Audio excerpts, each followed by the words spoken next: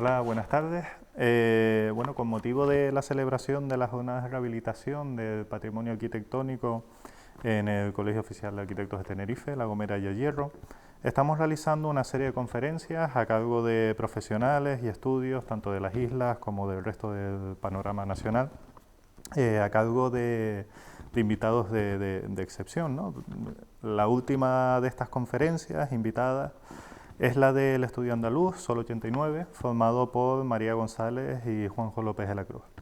Arquitectos desde el año 2000 forman Sol 89, un estudio desde donde intentan conciliar docencia, investigación y profesión.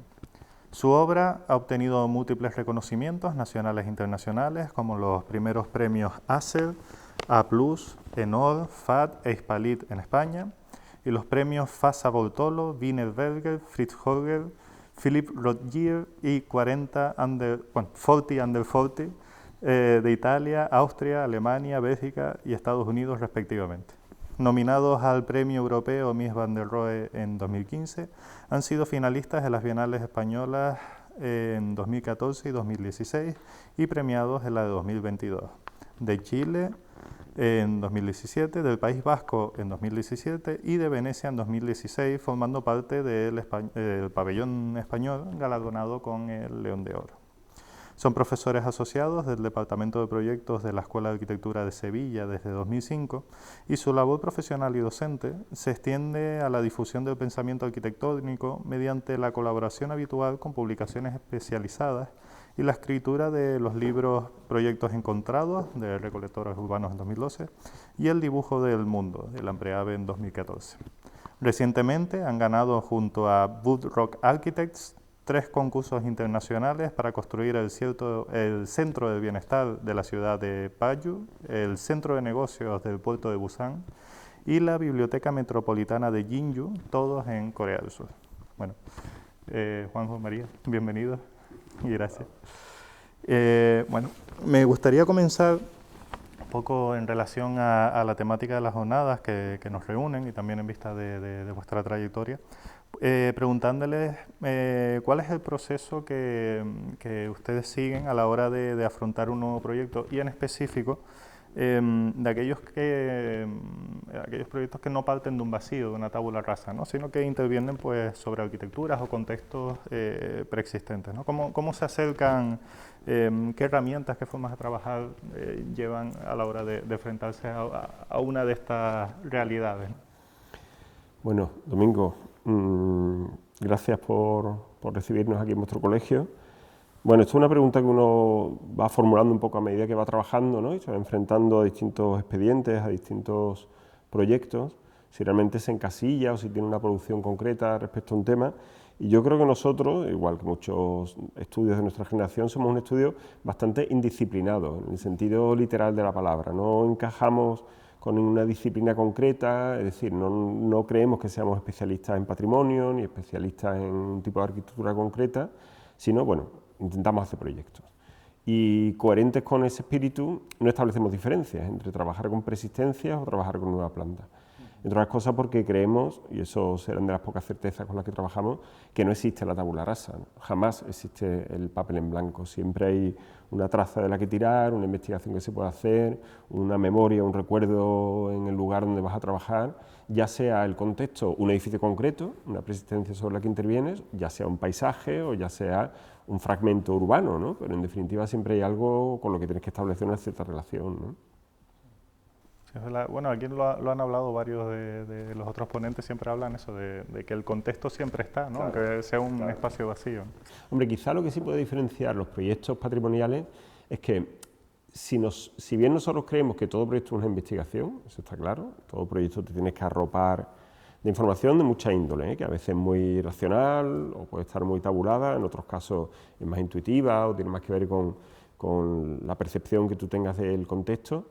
Es cierto que quizás el expediente patrimonial requiere de una investigación más meticulosa y más metódica, eso sí puede ser cierto. Pero en el fondo se trata de contexto, un contexto más próximo, más material, que tiene una carga histórica importante, pero que puede ser tan exigente o no como el paisaje o la ciudad, ¿no? Realmente yo creo que la dificultad grande cuando te enfrentas con un tema patrimonial no es tanto el análisis histórico de las condiciones del entorno, sino de la actualización del programa. O sea, realmente cómo actualizar ese patrimonio, cómo ponerlo en carga. No meterle una carga excesiva, sino encontrar el equilibrio exacto para que la función o el programa que se le está metiendo haga que ese bien funcione bien tanto la preexistencia también como el momento actual o la sociedad que lo va a ocupar. Eso yo creo que es el punto más complicado a la hora de intervenir en patrimonio. Sí, eso lo nombraba antes José Carlos, ¿no? Que a veces llegaban unos programas excesivos incluso, ¿no?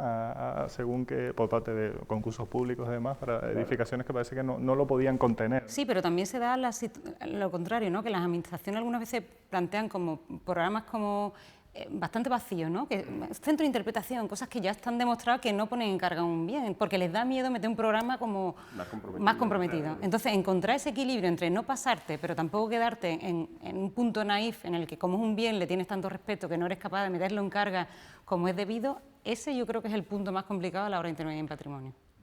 Sí, pero estamos de acuerdo. Sí.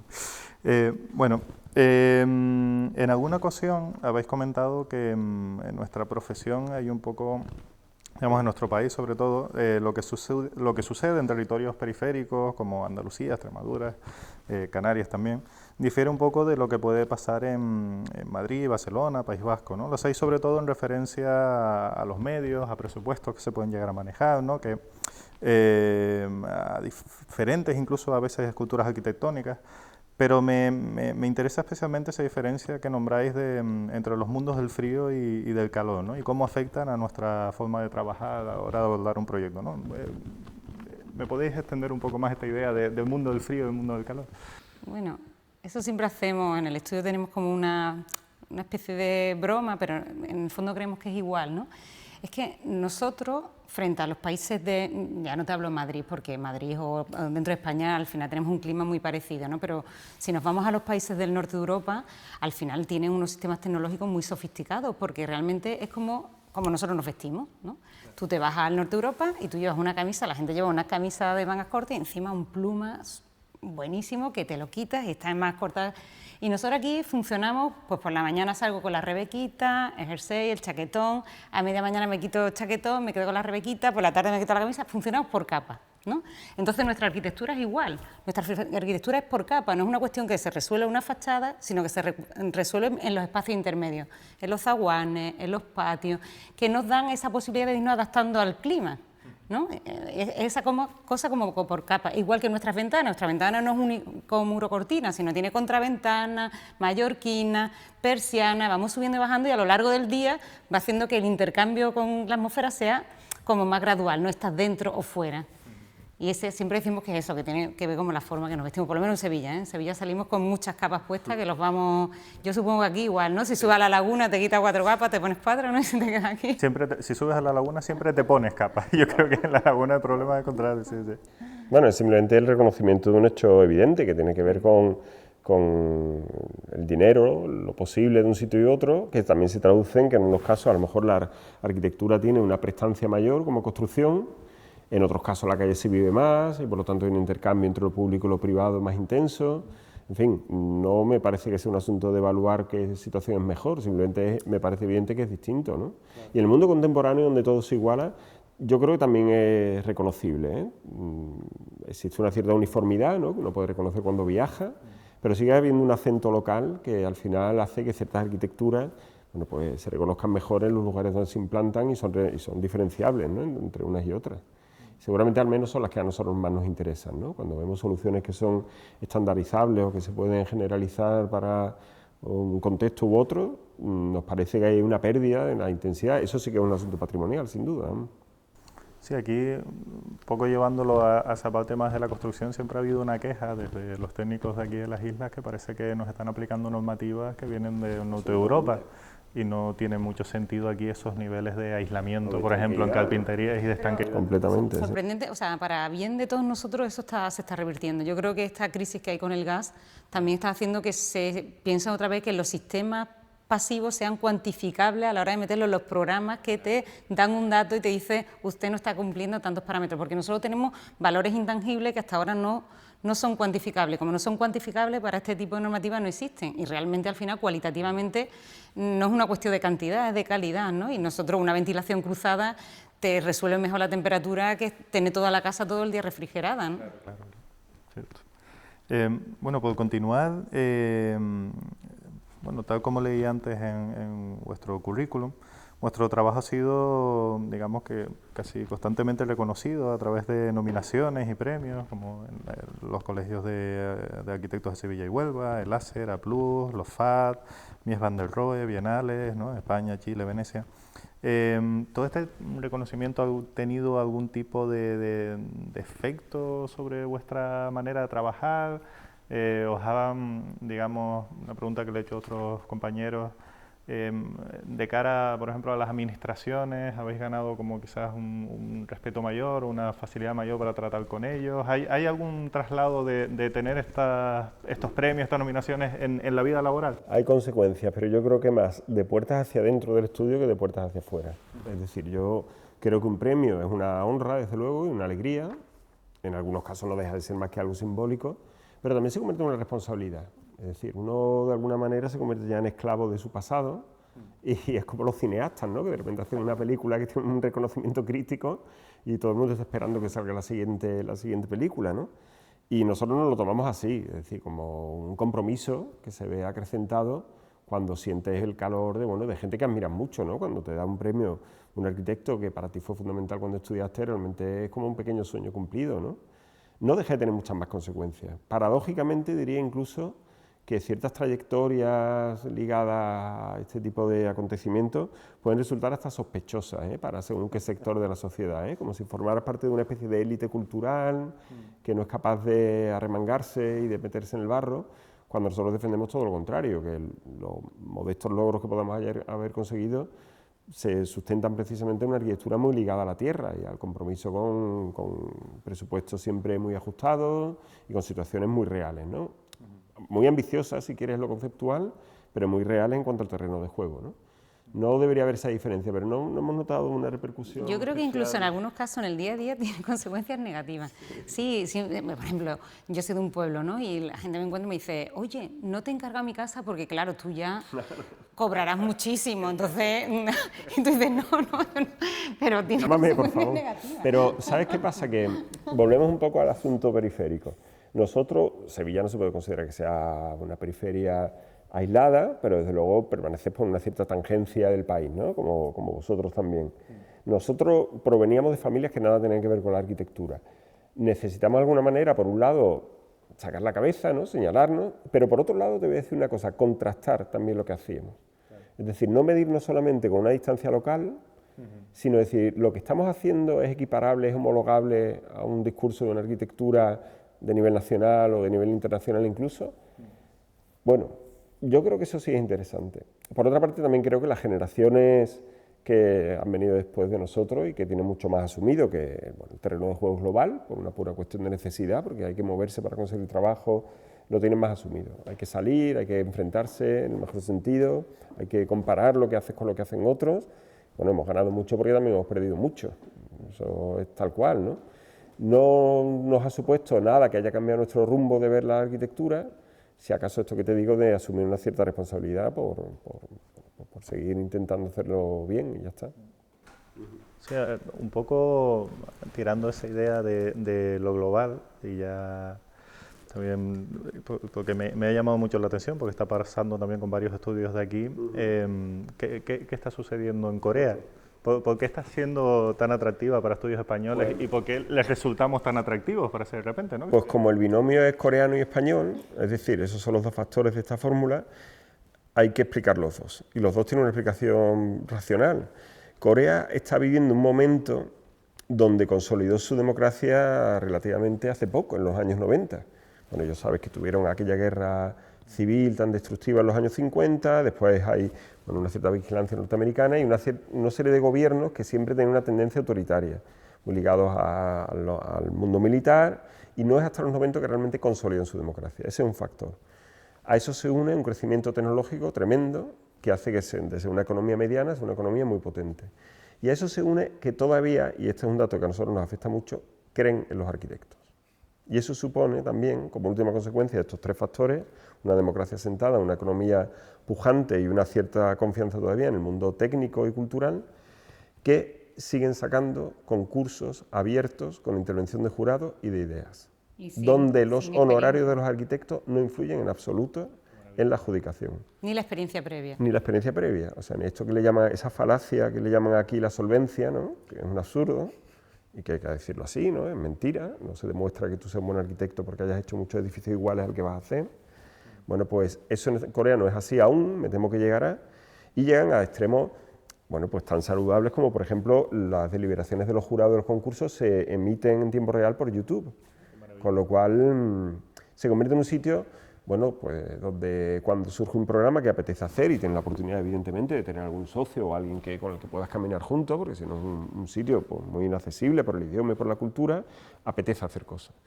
El otro lado del espejo, justo lo que estamos viendo en este país, ¿no? Una ley de contratos de la administración pública, donde los concursos de arquitectura, en la mayoría de los casos, se han convertido en subastas, donde nos han puesto a pelear por 4 perras, ¿no? Y, bueno, pues, situaciones que tú conoces de sobra, ¿no? Donde se inventan falsas creencias en la seguridad jurídica y administrativa, como es esto de la solvencia, y donde al final, pues, no hay más que verlo, ¿no? La inmensa mayoría de las licitaciones, porque yo me niego hasta llamarlas concursos, se las suelen llevar estudios muy mediocres con arquitectos que, bueno, que tendrán otras virtudes, yo no voy a entrar en eso, pero desde luego no tienen un compromiso, a lo mejor con ciertos valores de la arquitectura, que hay que empezar a pensar en ellos, ¿no? O que tienen que ver con la cultura. Bueno, no sé si esto es un análisis demasiado general o demasiado ambicioso. Bueno, también se une a que nosotros, o sea, la mayoría de muchos arquitectos nos sentimos atraídos por el mundo oriental, y dentro de los países orientales, como sea China, Japón o Corea, Corea, al igual que Japón, es un país democrático, es un país pujante que está haciendo, pero yo creo que además que los coreanos en carácter se parecen, tienen más similitudes con la cultura mediterránea, dentro de los tres países. Sí, a nosotros nos ha llamado la atención sobre todo eso porque, o sea, ellos han partido con ese crecimiento económico que tuvieron de repente de una arquitectura del espectáculo, ahora parece que están apostando por una arquitectura más íntima, ¿no? Por eso que creemos que es un poco también lo que atrae del arquitecto español, ¿no? Que es más contextuada. Bueno, y es muy respetado. En general hay que decir que la marca Europa, por hablar en esos términos que no te le gusta la mercadotecnia política, ¿no? Sí, sigue teniendo esa especie de marchamo de intelectualidad, de eficiencia técnica que nos beneficia a todos los que vamos allí, y en concreto la arquitectura española sigue gozando de muy buena fama, eso es cierto. Un poco por seguir con este hilo también de cómo la arquitectura aquí siempre ha tenido una base muy fuerte de investigación previa y demás. Todos los ponentes de estas jornadas, los ponentes invitados, tienen una relación bastante estrecha con el mundo académico, con la universidad, ¿no? En vuestro caso, pues, como docentes de proyectos de la Escuela de Sevilla, ¿no? ¿Cómo es esa relación entre la docencia y el mundo profesional? ¿Hay, digamos, una especie de feedback entre lo que hacéis en la escuela, con vuestro trabajo? ¿Cómo se gestiona? Yo creo que, igual que decía antes Juanjo, que los premios lo que afectan el estudio es que a nosotros nos hace autoexigirnos más, lo mismo pasa con la docencia, ¿no? Antes de dar clase en la escuela, nosotros ya llevamos muchísimos años, uno es inquieto, ¿no? Y le gusta saber qué se está haciendo, investiga por su cuenta, pero cuando eres docente no solo basta con eso, sino que tienes que tener la capacidad de sintetizarlo, porque luego lo tienes que transmitir, ¿no? Y ese proceso al final a ti te hace crecer como profesional, yo lo noto, ¿no?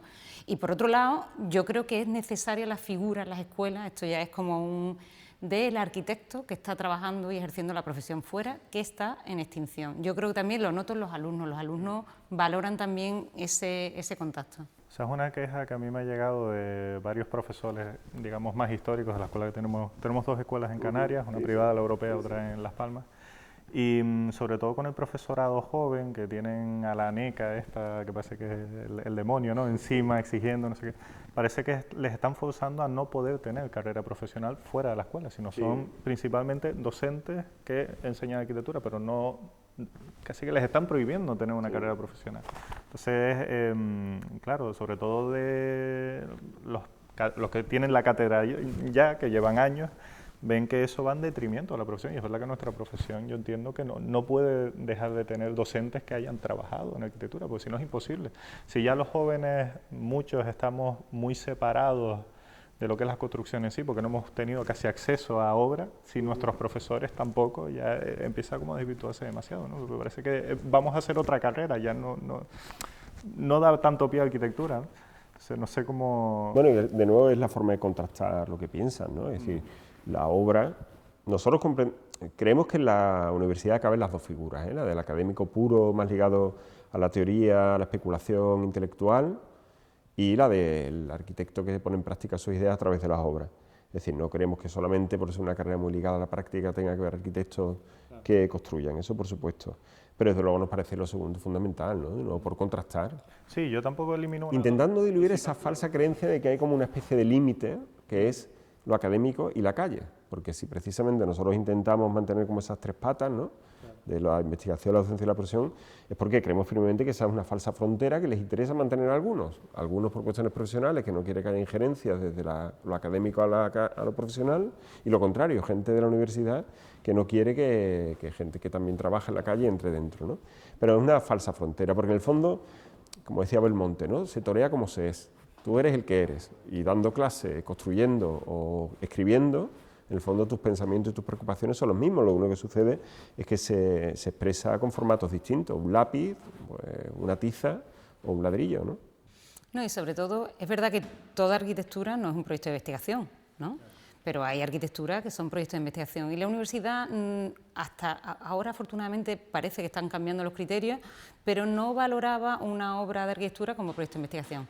Y se daba la paradoja, que nosotros siempre lo vemos, es que si Le Corbusier estuviese vivo, a él no le puntuarían su obra, en cambio en todas las tesis que se hacen sobre Le Corbusier sí le puntuarían en la NECA, y tú dices, bueno, hemos llegado como al absurdo. Yo creo, bueno, que esto, yo soy optimista y creo que cambiará y que se empezará a pensar. Nos cogió también un poco de repente todo esto, ¿no? Y ahora el sistema, que era bien intencionado, creo que se ha ido malversando, pero que al final yo creo que se encauzará, espero, por el bien de la profesión. Bueno, continuando así hablando de la profesión, este año estamos celebrando el 50 aniversario de este edificio, que en su momento fue un poco la casa del arquitecto de las islas, y estamos aprovechando para preguntar a todos los invitados cómo creen que debe enfocarse la profesión para seguir siendo relevante otro medio siglo, ¿no? ¿Cuáles creen que deben ser los objetivos de nuestros colectivos durante los próximos 50 años? ¿Hacia dónde vamos? Bueno, vaya pregunta, pero en el fondo es la pregunta, y siempre ha sido esa. Y se responde desde la propia esencia de la arquitectura, que es un asunto de continuidad y de cambio. La arquitectura es capaz de establecer una relación cultural con una casa romana, en la que todavía podríamos vivir hoy, y al mismo tiempo tiene que estar atenta a los cambios que suceden en la sociedad a la que sirve, ¿no? Yo creo que la primera cuestión es recordar siempre que somos un servicio público. Eso es fundamental. Ahora, un servicio público altamente comprometido con la cultura, y eso nos aparta del servilismo, ¿no? Del que ofrece un producto mercantil, recibe dinero y hace lo que le diga. No se trata de eso. Nuestro compromiso con la cultura nos lleva a que, si realmente queremos ser útiles, tenemos que ser altamente críticos con los programas que se desarrollan en los edificios, con lo que se conserva y lo que no, con todo lo que pueda atañe a la esfera pública de la arquitectura, pero siempre desde la conciencia clara de que somos un servicio público. Y a partir de ahí, bueno, pues estar muy atentos a los cambios que la sociedad va demandando, porque la arquitectura, la más brillante, siempre ha sido representativa de su época, y por lo tanto tiene que estar muy atenta a lo que sucede y a las preocupaciones de la sociedad a la que sirve. Y yo creo que tenemos que ser ambiciosos. Hemos pasado por varias crisis en las que nos hemos venido abajo, hemos estado más pendientes de la coyuntura y de lo pequeño, porque era prácticamente, además nos han dado por todos lados y nosotros nos hemos sentido los culpables en parte por todo. Yo creo que ya esto hay que superarlo y nosotros tenemos que ser mucho más ambiciosos. Los arquitectos siempre han sido como avanzadillas de lo que está por venir, tenemos que ser ambiciosos tecnológicamente, socialmente, culturalmente, y no seguir quedándonos aquí como ¿no? chiquititos resolviendo el día a día, ¿no? Porque es que no vaya a ser que, porque así es que al final pues nos vamos a autodestruir nosotros mismos. Pero es esa doble condición de ser útiles en el presente y ser capaces de atisbar el futuro. Yo creo que en esa especie de binomio que siempre ha tenido la arquitectura y el arte, en definitiva, de ser capaz de anticipar los cambios, lo que está por venir, y al mismo tiempo, en el caso de la arquitectura, de ser un servicio público, presente, que resuelve los problemas de la gente a día de hoy, si somos fieles a ese binomio, deberíamos no caducar en 50 años. Genial. Esperemos. Bueno, pues yo creo que con esta idea podemos ir cerrando esta entrevista, además porque ya nos están llamando de arriba para vuestra conferencia. Muchas gracias de nuevo por estar con nosotros y nada, aquí concluyen estas entrevistas. Gracias.